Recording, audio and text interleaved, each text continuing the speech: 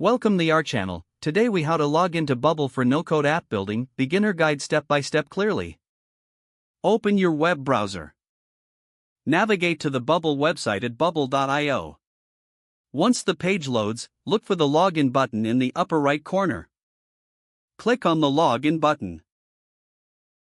You will be directed to the login page. Here, you have the option to enter your email address and password.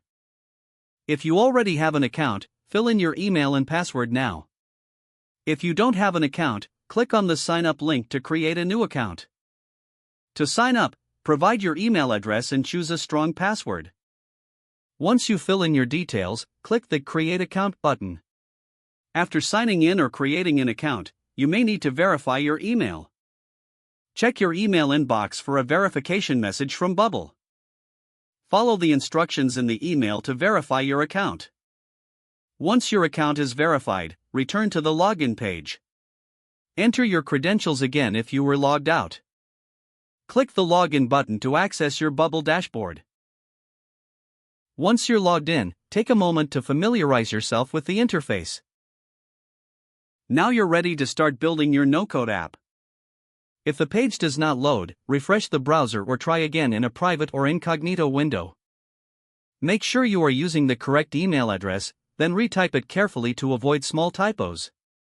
If your password is not accepted, use the reset option and create a new strong password you can remember.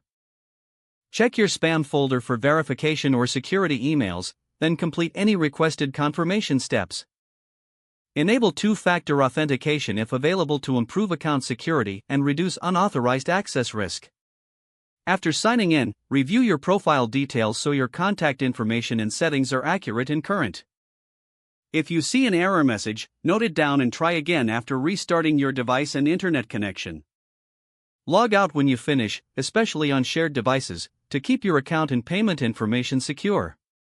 If the page does not load, refresh the browser or try again in a private or incognito window. Make sure you are using the correct email address, then retype it carefully to avoid small typos.